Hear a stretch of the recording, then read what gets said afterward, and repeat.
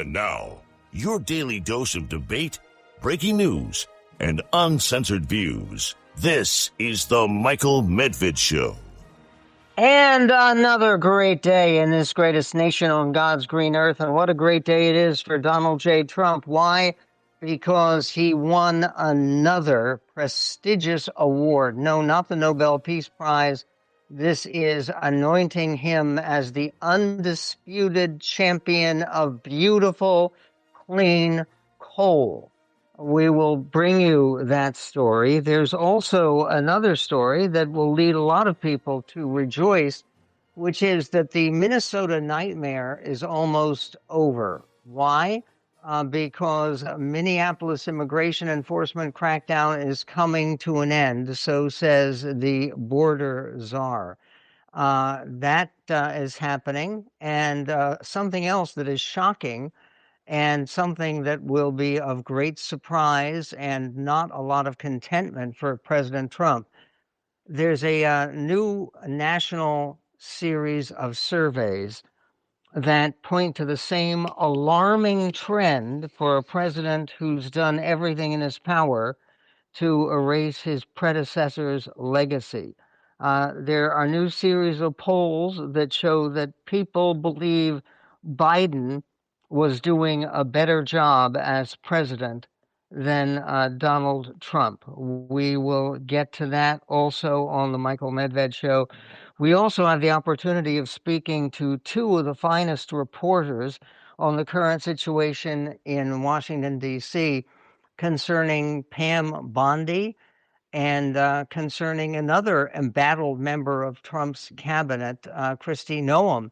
What's going to happen to these two ladies? What should happen to those two ladies? We have two gentlemen who will be talking about it. Peter Baker, chief White House correspondent for the New York Times, is going to be joining us. He covers President Trump and his administration. And Mike Warren, a senior reporter and editor at the Dispatch, talking about what is going on with the seizure of voting materials in Georgia and much more concerning the ups and the downs and the sideways and the this ways and the that ways that involve the controversy that came up earlier this week involving the Attorney General of the United States, Pam Bondi, and then there is the Congress of the United States and the House Judiciary Committee, which, despite its Republican control, did not give Pam Bondi anything like an easy idea. What did she sound like? And what is she trying to achieve? And what is the audience she is playing for? Talking about all that also. Also, more from CNN, that the Canada police have identified a shooting suspect as an 18-year-old named Jesse Van Rootseller or Salier. That is a matter about one of the worst mass shootings in Canada ever. The suspect is killed 8 people. He was an 18-year-old with a history of contact with police over her mental health, police have said. We will get to that. And then finally, there's also a judge from Reuters is reporting, a judge who temporarily blocked the Pentagon from punishing Senator Mark Kelly for calls to resist on lawful orders. A U.S. judge reported today that he was blocking the Pentagon from reducing Senator Mark Kelly's retired military rank, which is a captain in the Navy. And he was a naval flyer and, of course, astronaut before becoming a United States Senator. And there was also an attempt by the Pentagon to reduce his retired military rank and pension pay because he urged troops to do something they are constitutionally obligated to do, which is to reject unlawful orders.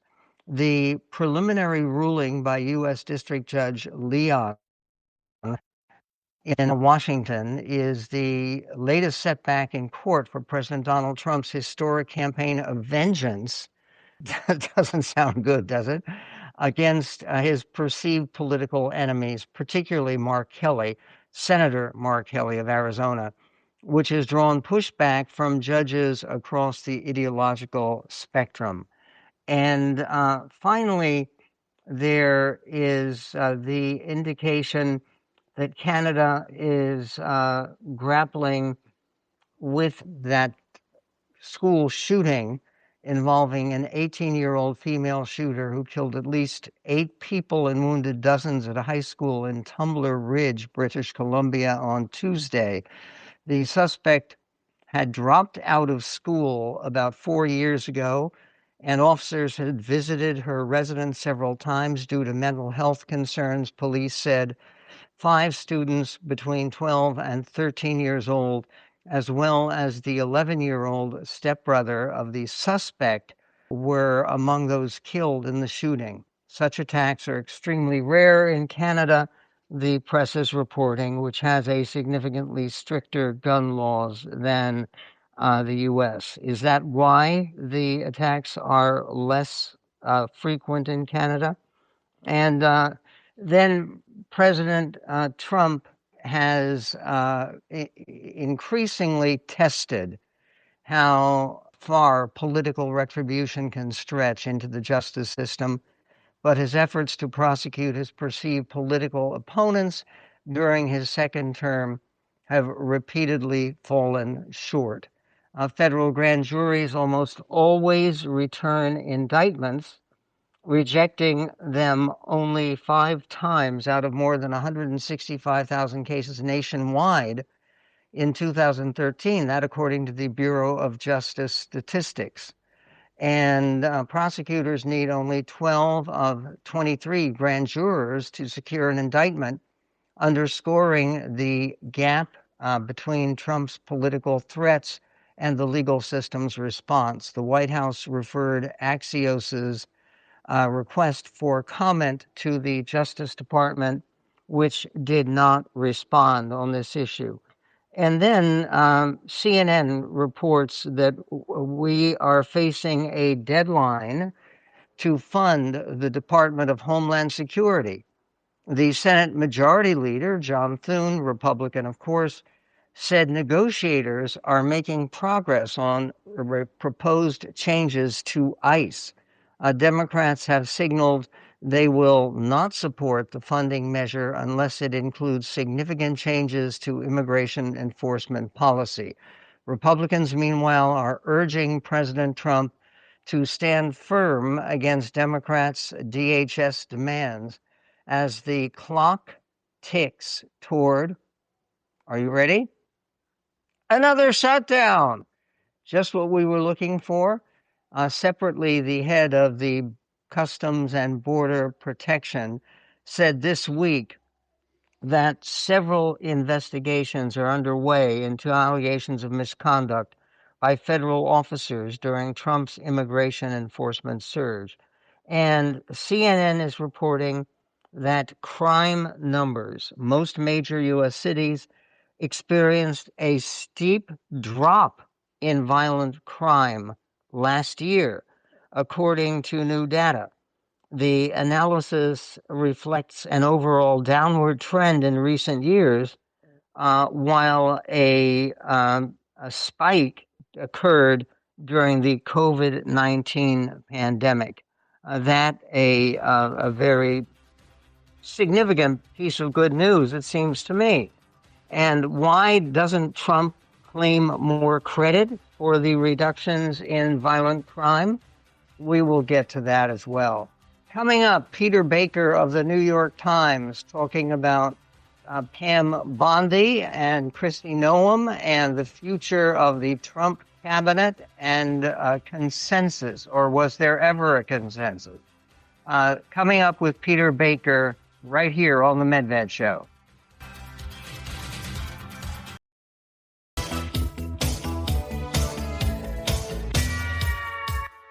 And it's a great pleasure to welcome back to the show Peter Baker, who is chief White House correspondent for the New York Times and MS Now analyst. He is also the proud husband and proud father and co-author of a upcoming book, The Divider. And people who enjoy Peter's work should, by all means, subscribe to our flourishing YouTube channel, Michael Medved Official. Peter, earlier this week, after Pam Bondi's embarrassing performance on behalf of her boss, particularly yesterday, should the Attorney General resign?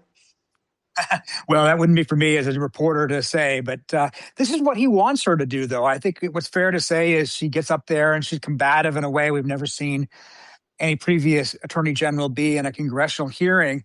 And my guess is that's what he wants her to do.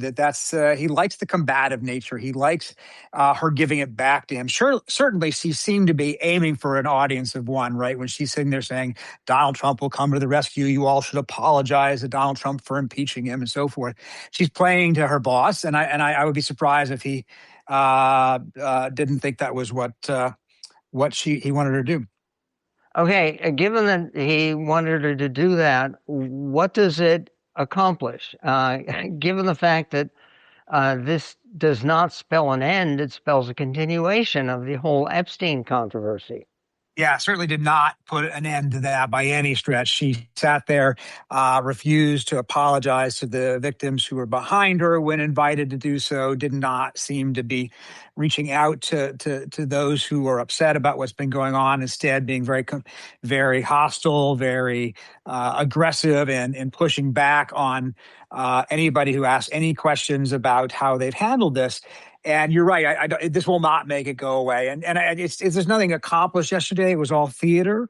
And that's often the case in congressional hearings. But usually the cabinet secretary, particularly an attorney general, who has something of a less partisan affect, usually is much more sober and serious and so forth. She looked at this like it was a reality television show and acted accordingly.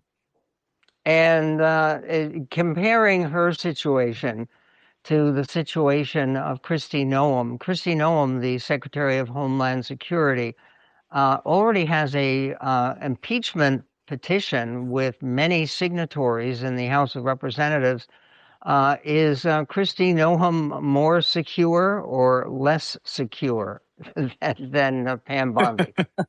Yeah, there should be one of those. I'm sure there's one of these betting pools on that kind of thing. Which cabinet secretary will be out first? Look, I think an impeachment petition against Noem is the kind of thing that probably gets Trump's backup and makes him less likely to want to get rid of her, because it would look like he was doing it under pressure. And but it's certainly meant by Democrats as a signal to their base about what they think they'll do if they win the midterms in the fall.